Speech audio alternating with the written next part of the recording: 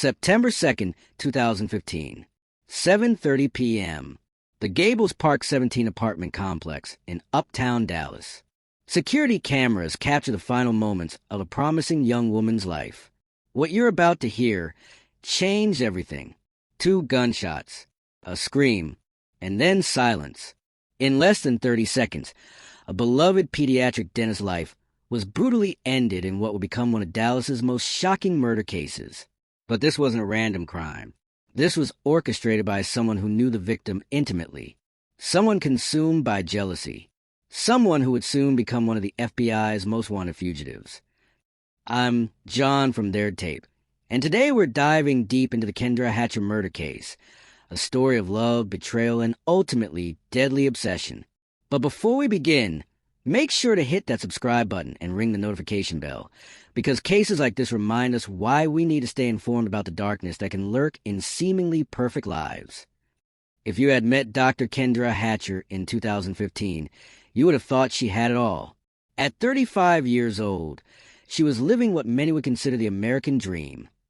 Born and raised in Arkansas, Kendra had always been driven.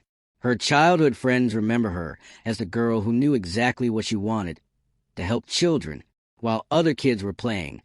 Kendra was already talking about becoming a dentist after completing her dental degree. Kendra specialized in pediatric dentistry. And let me tell you something about pediatric dentists.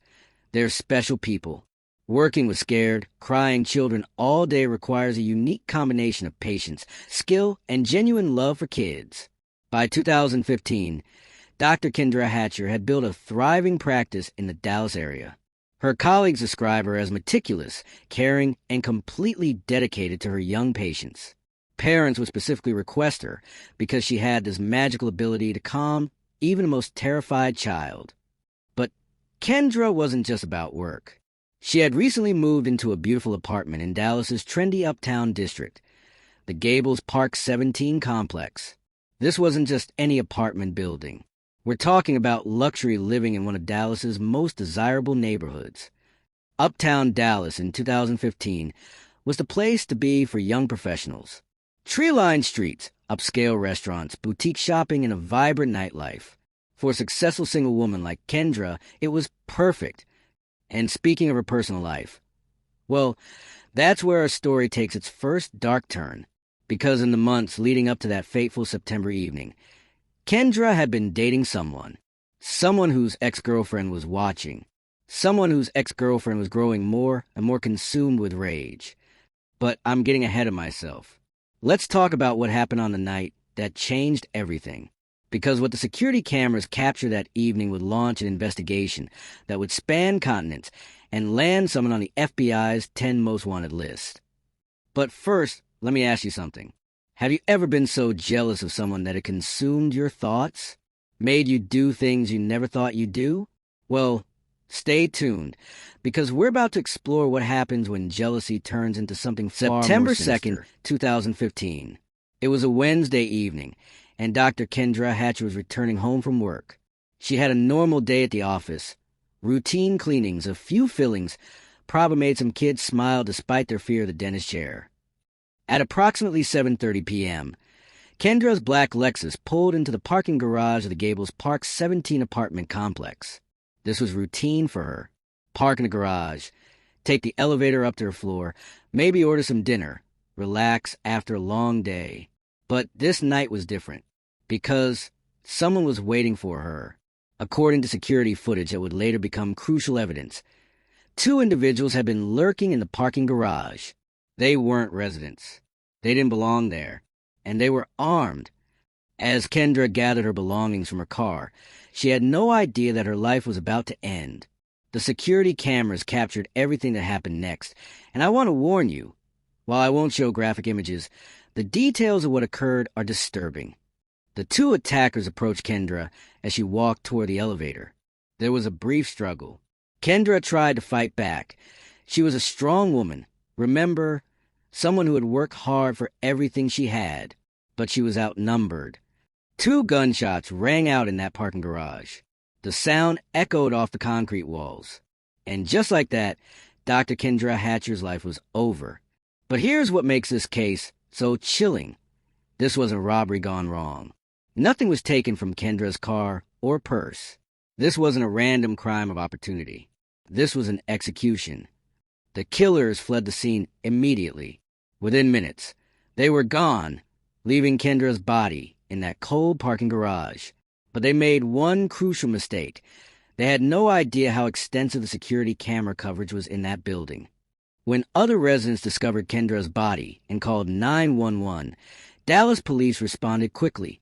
What they found was a crime scene that would launch one of the most complex murder investigations in recent Dallas history. Detective Eric Barnes was one of the first investigators on the scene. In his 20-year career, he'd seen a lot of murders, but something about this one felt different. The location, the victim, the execution-style nature of crime, it all pointed to something more than a random killing. As crime scene technicians processed a garage, detectives began the painstaking work of gathering evidence. They collected shell casings, photographed the scene from every angle, and most importantly, they began reviewing that security footage. And what they saw on those cameras would blow this case wide open. Because the footage didn't just show the murder. It showed something that would lead investigators to a jealous ex-girlfriend, a love triangle, and a murder-for-hire plot that sounds like something out of a Hollywood thriller. But first, we need to talk about the man at the center of it all. The man whose romantic choices would ultimately cost Kendra her life.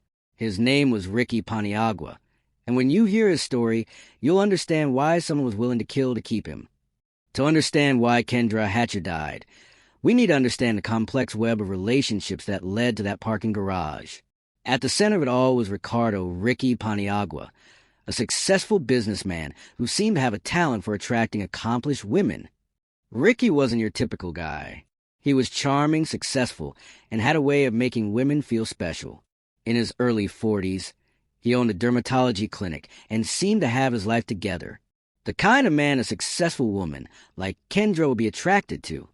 But here's where things get complicated. Before Kendra, there was Brenda Delgado.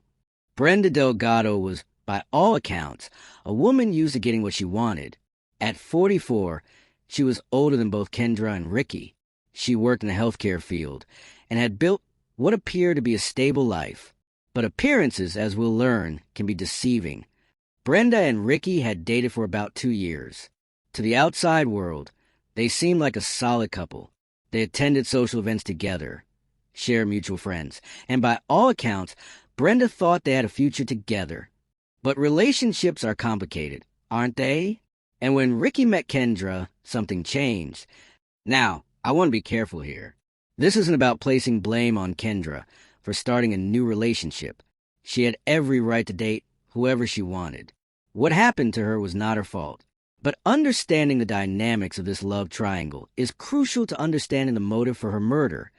According to friends and family, Kendra and Ricky's relationship developed quickly. They had a lot in common. Both were healthcare professionals. Both were successful. Both enjoyed the finer things in life. For Kendra, who had been focused on building her career, Ricky represented the possibility of having both professional success and personal happiness. But Brenda Delgado was not handling the breakup well. Not well at all. Friends later told investigators that Brenda became obsessed with Kendra. And I mean obsessed. She would drive by Kendra's apartment complex. She created fake social media accounts to monitor Kendra's activities. She even hired a private investigator to follow her. Think about that for a moment. Brenda was so consumed with jealousy that she was willing to pay a stranger to spy on the woman who was now dating her ex-boyfriend. That's not normal breakup behavior. That's stalking behavior. According to text messages that would later be discovered by investigators, Brenda was in constant contact with Ricky, trying to win him back. She would send him photos of their time together, remind him of their shared memories, and constantly ask why he had chosen Kendra over her. But Ricky had moved on. He and Kendra were building something real.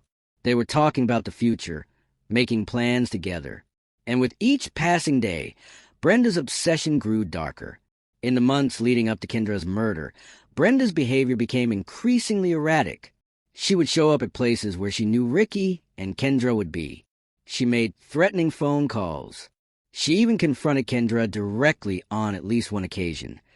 But here's what makes this case so shocking. Brenda didn't just stalk Kendra. She didn't just threaten her. She made a decision that would change multiple lives forever. She decided that if she couldn't have Ricky, then Kendra couldn't either.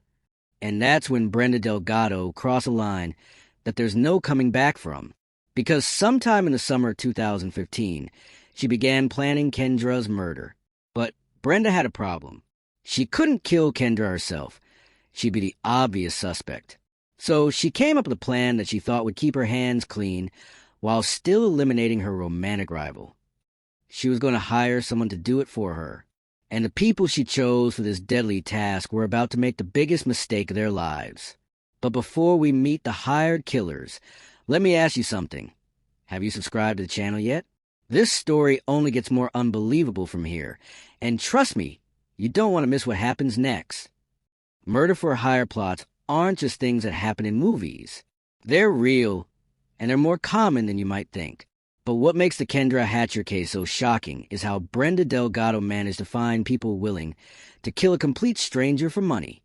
Enter Kristopher Love and Cortes, two individuals whose names have become forever linked with one of Dallas's most notorious murders.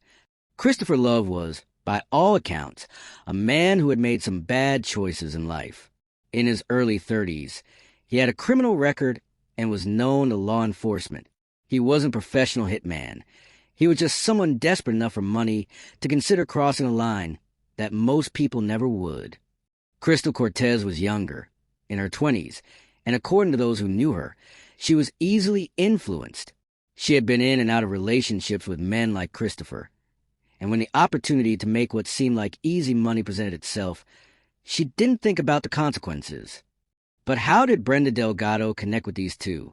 How does a healthcare professional from a middle-class background end up recruiting street-level criminals to commit murder? The answer lies in Brenda's desperation and her willingness to enter a world she had never been part of before. Through mutual acquaintances, people on the fringes of both the professional world and the criminal underworld, Brenda was able to make contact with individuals who might be willing to do what she couldn't do herself. According to later testimony and evidence, Brenda met with Kristopher and Crystal multiple times in the weeks leading up to Kendra's murder. She provided them with detailed information about Kendra's routines, her address, her car, her work schedule. She was essentially creating a hit file on an innocent woman. But here's what's so chilling about this conspiracy. Brenda wasn't just providing information. She was actively planning every detail of the murder. She chose a location, Kendra's apartment complex. She chose the timing, when Kendra would be coming home from work. She even provided the murder weapon. That's right, Brenda Delgado didn't just hire killers. She armed them. Text messages recovered by investigators would later show the level of planning that went into this murder. Brenda was in constant contact with the killers in the days leading up to September 2nd. She was coordinating their movements, confirming their commitment, and making sure they understood exactly what she wanted them to do. On the morning of September 2nd, 2015, Brenda sent what would be one of the final messages in this deadly conspiracy. She confirmed that Kendra would be at work that day and would likely return home around 7:30 p.m. She reminded Kristopher and Crystal of the apartment complex layout and told them where to wait. And then she waited. While Kendra was at work, probably making children smile and helping families, Brenda Delgado was at home, waiting for confirmation that the woman she saw as her rival was dead. Meanwhile, Kristopher Love and Cortes were preparing to commit murder. They drove to the Gables Park 17 complex in a stolen vehicle, because even criminals sometimes think about covering their tracks. They parked, they waited, and when Kendra's black Lexus pulled into that parking garage, they put Brenda's plan into action. But here's something that Brenda, Kristopher, and Crystal didn't count on: the extensive security camera system at the apartment complex. Every angle of that parking garage was covered. Every entrance and exit was monitored, and every second of their crime was recorded. When Detective Eric Barnes and his team reviewed that footage, they didn't just see the murder. They saw the killers' faces. They saw the license plate of their getaway car. They saw exactly how long the whole thing took and which direction they fled. Within hours of Kendra's murder, Police had clear images of her killers. Within days, they had identified Kristopher Love and Cortes. And when they started digging into these two criminals' backgrounds, they uncovered something that would blow this case wide open. Because Kristopher and Crystal weren't criminal masterminds. They were small-time criminals who had never done anything like this before. And when police started asking questions, they started talking. And what they told investigators would reveal a conspiracy that went far beyond a simple murder-for-hire plot. Because Brenda Delgado wasn't just the person who hired them. She was the architect of the entire plan. And when police tried to arrest her, they discovered she had vanished. Where did Brenda go? How long was she planning her escape? And what happened when the FBI got involved? Stay tuned, because this story is about to go international.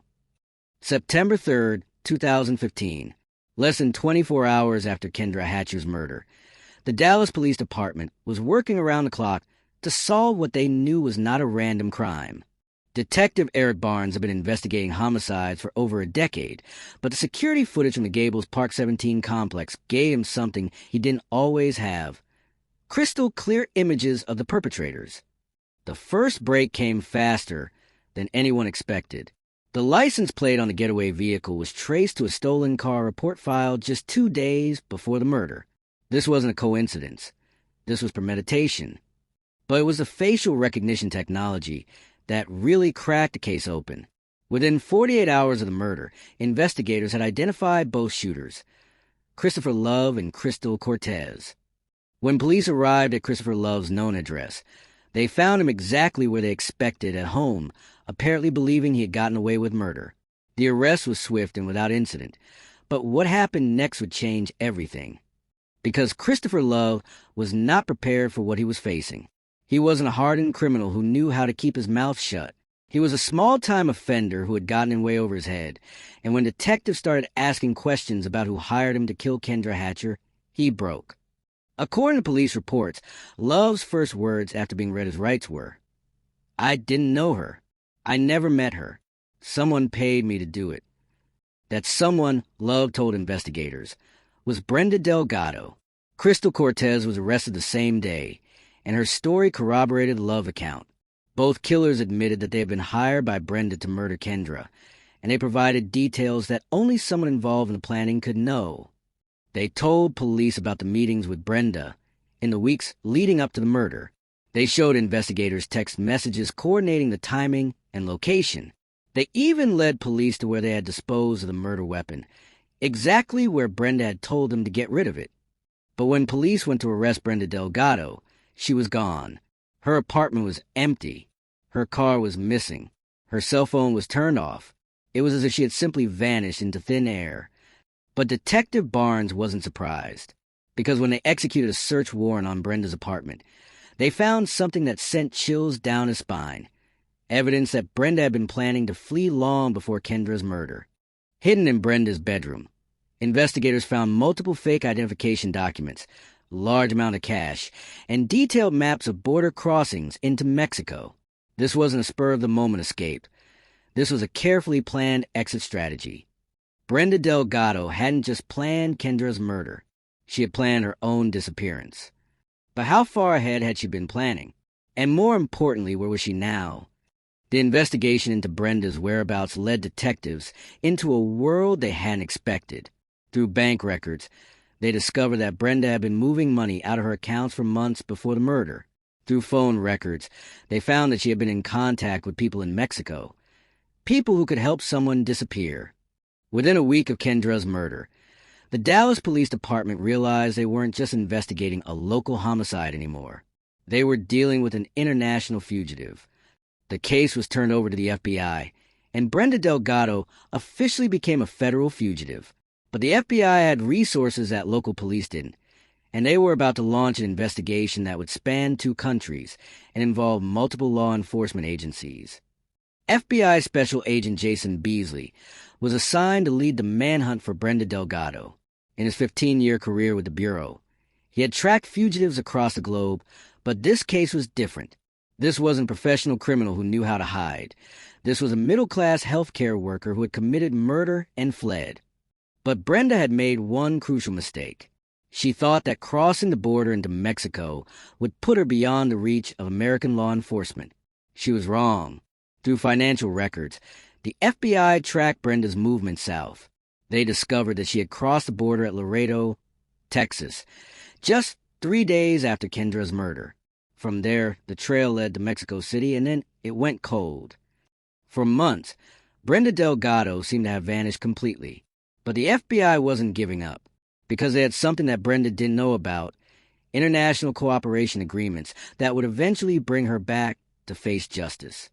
But first, they had to find her, and that search would take them deep into Mexico's criminal underworld, where a jealous ex-girlfriend had become one of America's most wanted fugitives. When someone commits murder and flees to another country, it becomes more than just a local police matter. It becomes an international incident involving multiple law enforcement agencies, diplomatic channels, and extradition treaties.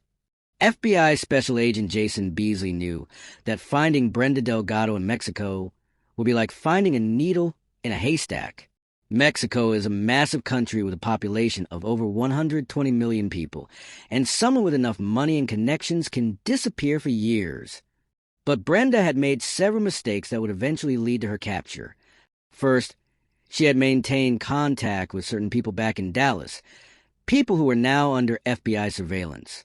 Every phone call, every email, every text message was being monitored. And while Brenda was careful, she wasn't careful enough. Second, she had to access money somehow. The FBI had frozen her American bank accounts, but she had moved cash out of the country before fleeing. Tracking those financial transactions became a key part of the investigation.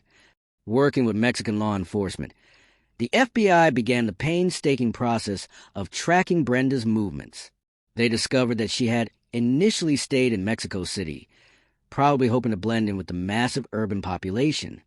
But Mexico City in 2015 wasn't the anonymous haven that Brenda thought it would be. The city had extensive surveillance systems, and American fugitives tend to stand out, especially when they're trying to maintain a middle-class lifestyle in a foreign country. Through a combination of financial tracking, surveillance footage, and good old-fashioned detective work, Mexican authorities began to narrow down Brenda's location. But just when they thought they were closing in, Brenda moved again. This time, she headed to a smaller city in central Mexico, where she thought she could maintain a lower profile. What Brenda didn't realize was that the FBI had been building a comprehensive profile of her behavior, her preferences, her needs. They knew she was a healthcare professional who would need to work. They knew she was accustomed to a certain standard of living. They knew she had specific medical needs that would require prescription medications. And they used all of that information to predict where she might go and what she might do. 6 months after Kendra's murder, the FBI got the break they had been waiting for. A tip came in from someone in Mexico who recognized Brenda from wanted posters that had been distributed throughout the country. But this wasn't just any tip.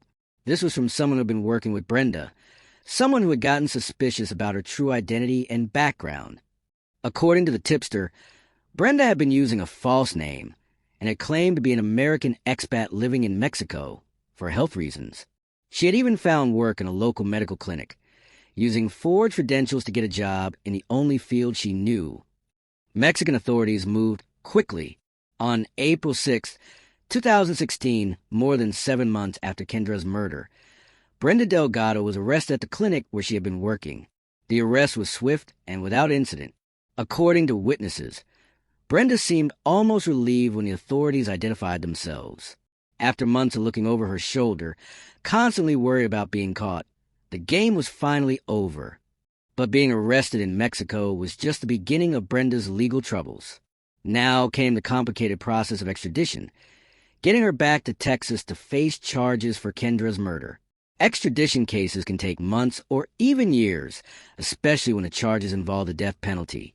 Mexico has a policy of not extraditing fugitives to countries where they might face execution, and the Dallas County District Attorney's Office had filed capital murder charges against Brenda. This created a diplomatic problem. The U.S. wanted Brenda back to face trial, but Mexico wouldn't send her back if she might be executed. It took months of negotiations between the two governments to reach an agreement. Finally, in December 2016, a deal was struck. The Dallas County District Attorney's Office agreed not to seek the death penalty against Brenda Delgado in exchange for her extradition.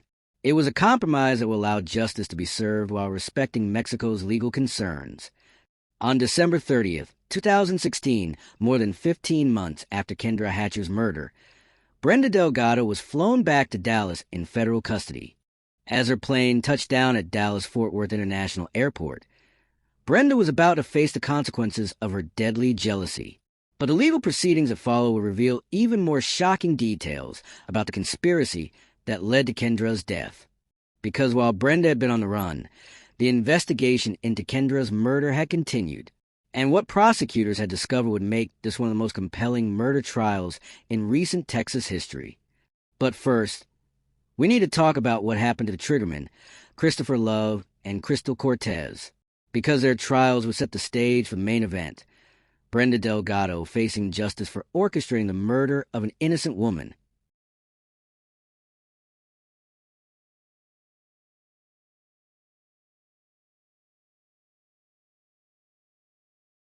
The American justice system moves slowly, but it moves thoroughly. And by the time Brenda Delgado was extradited back to Dallas, the cases against Kristopher Love and Cortes were already moving through the courts. Kristopher Love's trial began first, in the spring of 2017. As the actual shooter, he faced the most serious charges, capital murder with the possibility of the death penalty. The prosecution's case was overwhelming. They had security footage showing Love shooting Kendra in the parking garage. They had his confession. They had testimony from Cortes, who had agreed to cooperate in exchange for a reduced sentence. And they had evidence linking Love directly to Brenda Delgado. But Love's defense team tried to argue that he was just a hired gun, that the real criminal was Brenda, who had manipulated him into committing murder. During testimony that captivated Dallas, Love's attorney painted him as a small-time criminal who had been in over his head. They argued that Brenda had specifically sought out someone desperate enough to commit murder and had exploited Love's financial difficulties. The prosecution, however, argued that regardless of who hired him, Love had made a conscious choice to take an innocent woman's life for money.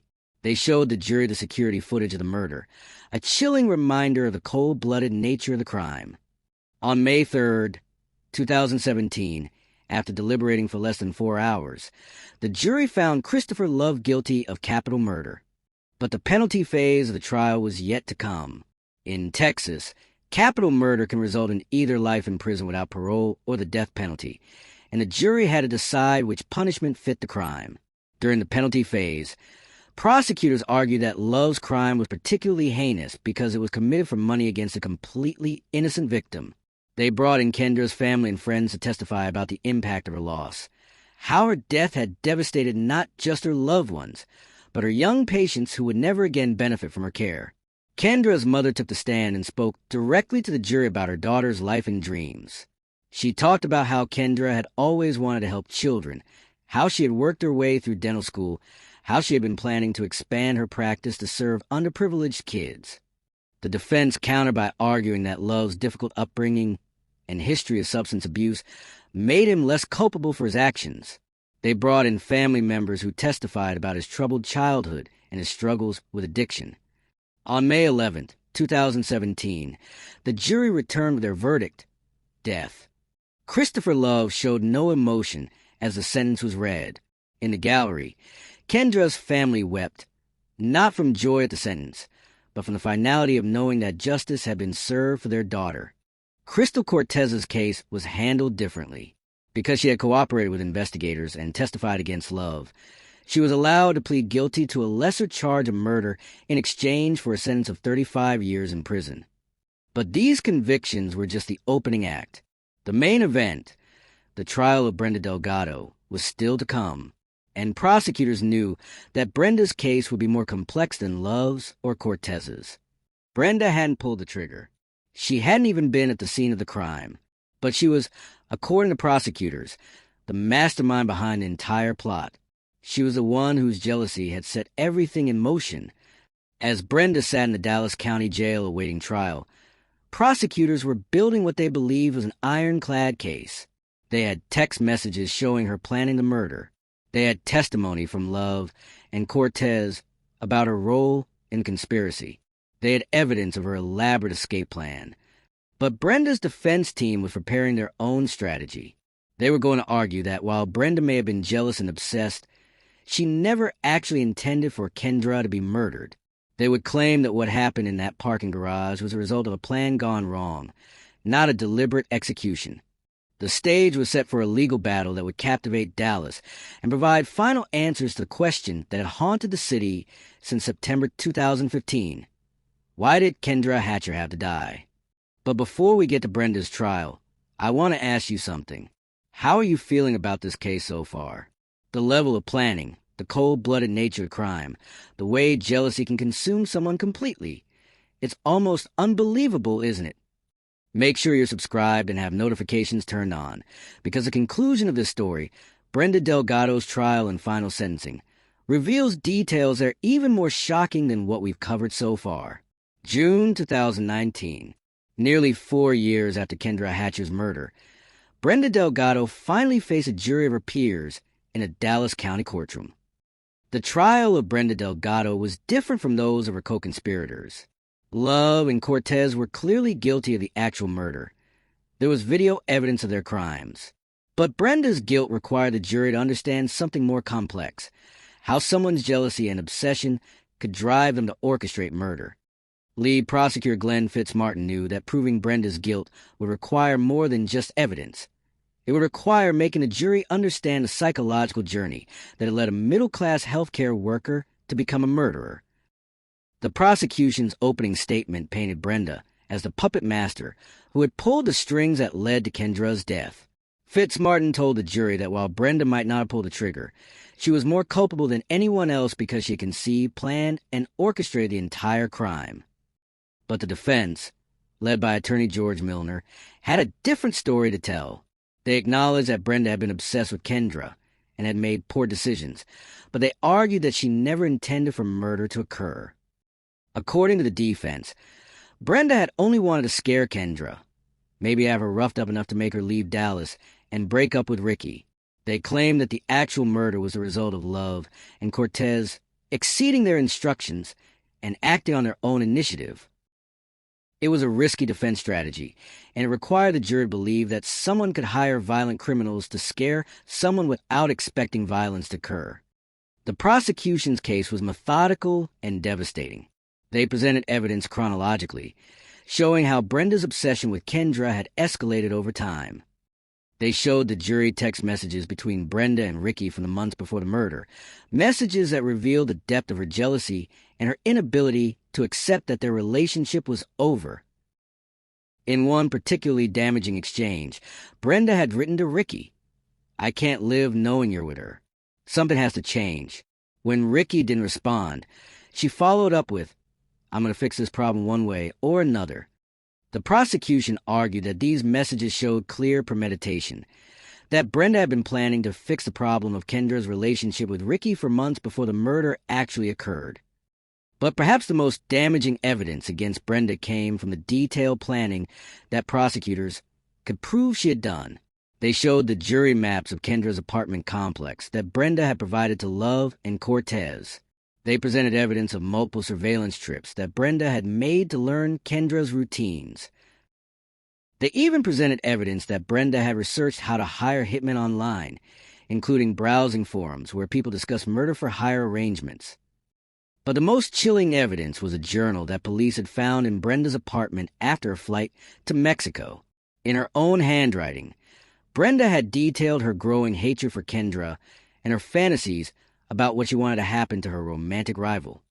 One entry, dated just 2 weeks before the murder, read, "She thinks she's so perfect with her perfect life and perfect job.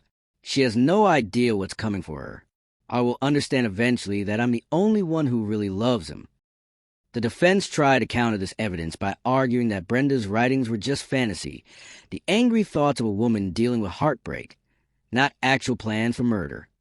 They brought in psychologists who testified about how breakups can cause temporary psychological breaks, leading people to think and write things they would never actually act upon. But the prosecution had prepared for this defense. They called rebuttal witnesses who testified about the specific and detailed nature of Brenda's planning, how she had provided exact timing information to the killers, how she had supplied them with weapons, how she had coordinated their movements on the day of the murder. The most dramatic moment of the trial came when Cortes took the stand to testify against Brenda in exchange for her cooperation. Cortes had received a reduced sentence, but she still faced decades in prison for her role in the murder. Cortes testified that Brenda had been very specific about what she wanted done to Kendra. According to Cortes, Brenda hadn't just said scare her or rough her up. She had specifically said she wanted Kendra gone permanently. Under cross-examination, the defense tried to attack Cortes's credibility, arguing that she was lying to minimize her own culpability. But Cortes's testimony was corroborated by text messages and recorded phone calls that the FBI had obtained during their investigation. After 3 weeks of testimony, both sides presented their closing arguments. The prosecution argued that the evidence showed beyond any reasonable doubt that Brenda Delgado had coldly and calculatedly arranged the murder of an innocent woman out of jealousy and obsession. The defense made one final plea for the jury to see Brenda as a woman who had lost control emotionally but never intended for murder to occur. On June 18, 2019, after deliberating for just over 6 hours, the jury returned with their verdict. Guilty. Capital murder. Brenda Delgado showed no emotion as the verdict was read. In the gallery, Kendra's family finally felt that justice was within reach. But there was still one more decision for the jury to make: whether Brenda would spend the rest of her life in prison or whether she would face the death penalty. The penalty phase of a capital murder trial is unlike anything else in the American legal system. It's where a jury must decide whether someone deserves to live or die for their crimes. For Brenda Delgado, the stakes couldn't have been higher. Despite the agreement that had brought her back from Mexico, which guaranteed she wouldn't face the death penalty for extradition purposes, the prosecution was still seeking the ultimate punishment. Wait, let me clarify that, because it's important. The agreement with Mexico only prevented the death penalty from being executed if Brenda received it.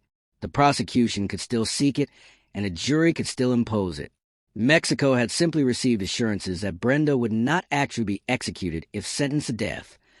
During the penalty phase, prosecutors argued that Brenda's crime deserved the death penalty because of its calculated nature and the complete innocence of the victim. They brought in Kendra's family to testify about the impact of her loss. Kendra's mother, Judy Hatcher, gave heart-wrenching testimony about losing her only daughter. Mrs. Hatcher told the jury, "Kendra was everything to me. She was my baby, my best friend, my pride and joy. She worked so hard to build her practice and help children. She was planning to expand to serve kids who couldn't afford dental care. All of that died with her in that parking garage." The prosecution also brought in some of Kendra's young patients and their families. These children testified about how Dr. Kendra had made them feel safe at the dentist, how she had helped them overcome their fears, how they still asked their parents when Dr. Kendra was coming back. It was devastating testimony that left few dry eyes in the courtroom. But the defense had their own strategy for the penalty phase. They brought in Brenda's family and friends to testify about her character before the murder, tried to show the jury that she wasn't inherently evil, just someone who had lost control in a moment of extreme emotional distress. Brenda's sister testified that Brenda had always been the caregiver in their family, the one who helped elderly relatives and volunteered at community health clinics. She painted a picture of someone who had dedicated her life to helping others before jealousy consumed her. The defense also brought in mental health experts who testified about how obsessive jealousy can essentially cause a psychological break, leading people to commit acts they would never normally consider. Dr. Patricia Wilson, a forensic psychologist, testified that Brenda showed signs of what's called obsessive love disorder, a condition where romantic rejection triggers increasingly desperate and irrational behavior. According to Dr. Wilson, Brenda's crime wasn't the result of inherent evil, but rather a psychological breakdown triggered by her inability to cope with losing Ricky to another woman. But the prosecution had prepared for this defense. They brought in their own psychological experts who testified that mental health issues don't excuse murder, especially murder that required months of planning and coordination. Dr. James Martinez, a forensic psychiatrist, testified that regardless of any psychological factors, Brenda had shown clear awareness of right and wrong throughout the planning process. She had taken steps to avoid detection, planned her escape, and tried to distance herself from the actual murder, all signs that she knew what she was doing was wrong. After 2 weeks of penalty phase testimony, both sides made their final arguments to the jury. The prosecution argued that Brenda's crime was so calculated and cold-blooded that only the death penalty could provide adequate justice for Kendra and her family. The defense made one final plea for mercy, arguing that while Brenda deserved severe punishment, execution was not the answer for someone who had suffered a psychological breakdown. On July 2nd, 2019, the jury returned to Courtroom to announce their decision on Brenda Delgado's sentence. The foreman stood and read the verdict: life in prison without the possibility of parole. The jury had chosen life over death. Brenda Delgado would spend the rest of her life in a Texas prison, but she would not be executed for orchestrating Kendra Hatcher's murder. According to interviews with jurors after the trial, the decision came down to their belief that while Brenda was certainly guilty and deserved severe punishment, the death penalty should be reserved for those who actually commit murder with their own hands. Brenda's reaction to the sentence was minimal. She simply nodded and was led away in handcuffs. But in the gallery, Kendra's family had mixed emotions. They were relieved that justice had been served, but some felt that life in prison wasn't enough for someone who had taken away their daughter's entire future. Kendra's mother spoke to reporters outside the courthouse. "I wanted the death penalty for what she did to my baby, but I'm grateful that she'll never be free to hurt another family the way she hurt ours. Kendra can rest in peace knowing her killer will never walk free again." And with that, the legal proceedings in the Kendra Hatcher murder case finally came to an end. But the impact of this crime would continue to reverberate through the Dallas community and beyond. 4.5 years after Dr. Kendra Hatcher was murdered in a Dallas parking garage, all 3 people responsible for her death were behind bars. But the end of the legal proceedings didn't mean the end of the story. Today, as I record this in 2025, Kristopher Love remains on death row at the Pulaski unit in Texas, awaiting execution. His appeals continue through the court system, but legal experts believe his conviction and sentence are likely to be upheld. Crystal Cortes is serving her 35-year sentence at a women's prison in Texas. Under current law, she won't be eligible for release until 2050, when she'll be in her 60s. And Brenda Delgado is serving her life sentence without parole at the Christina Melton Crane unit in Gatesville, Texas. She will never be released from prison. But what does this case teach us? What can we learn from a crime that shocked Dallas and captured national attention? First, this case is a stark reminder of how dangerous obsessive jealousy can become. Brenda Delgado wasn't a career criminal or someone with a history of violence. She was a healthcare professional who seemed to have her life together. But when faced with romantic rejection, she allowed jealousy to consume her completely. Mental health experts who studied this case have noted that obsessive jealousy is more common than people realize and can affect anyone regardless of their background or education level. The key warning signs include stalking behavior, inability to accept the end of a relationship, and increasingly desperate attempts to win back an ex-partner. Second, this case highlights the importance of taking stalking seriously. Kendra's friends later revealed that she had been aware of Brenda's obsessive behavior and had even reported some incidents to police. But the system failed to recognize the true danger that Brenda posed. Since Kendra's murder, Texas has strengthened its stalking laws and improved training for law enforcement officers on recognizing the warning signs of escalating obsessive behavior. Third, this case demonstrates how modern technology can both enable crime and help solve it. Brenda used digital tools to research how to hire killers and coordinate the murder plot.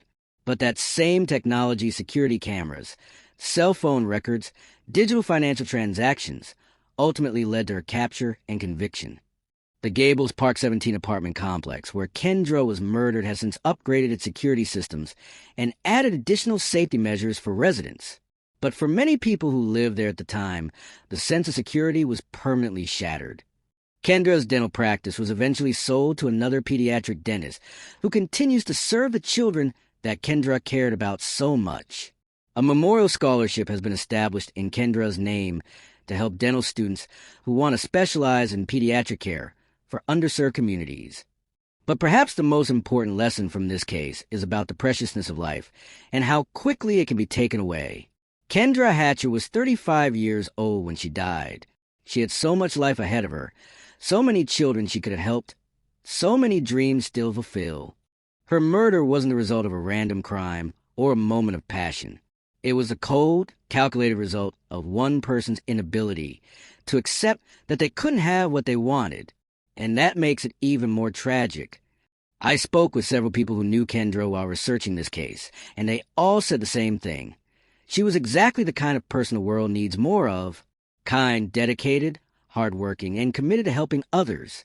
Her death was a loss not just for her family and friends, but for every child who will never benefit from her care.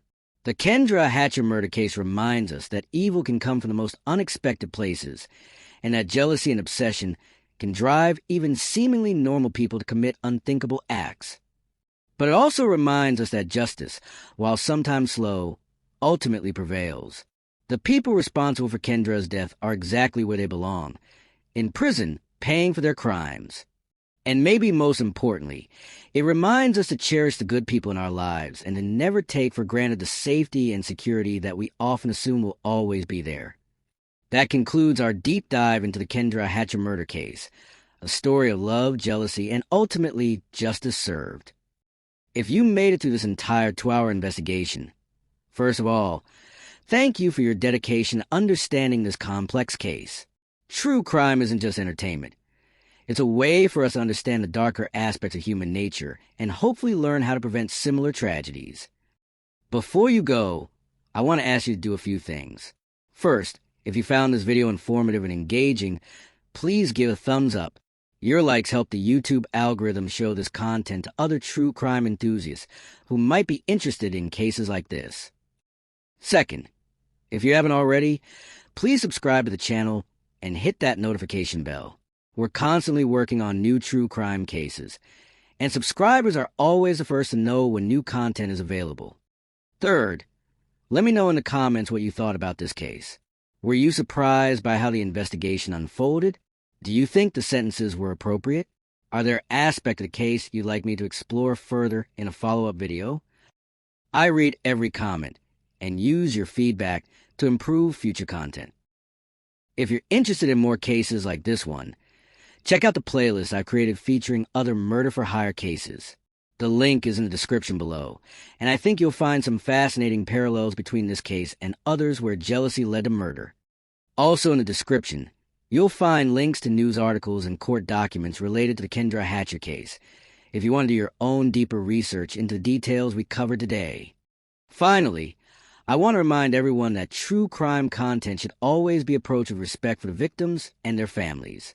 Kendra Hatcher was a real person with real dreams and aspirations. Her death was a tragedy that affected countless people. While we can learn from cases like this, we should never forget the human cost of crimes we study. If you or someone you know is dealing with stalking, obsessive behavior, or threats from a former partner, please reach out for help. The National Domestic Violence Hotline is available 24/7 at 1-800-799-7233, and there are resources available to help people escape dangerous situations. Thank you again for spending time with me exploring this case. Until next time, stay safe, stay curious, and remember, justice may be slow, but it's usually inevitable.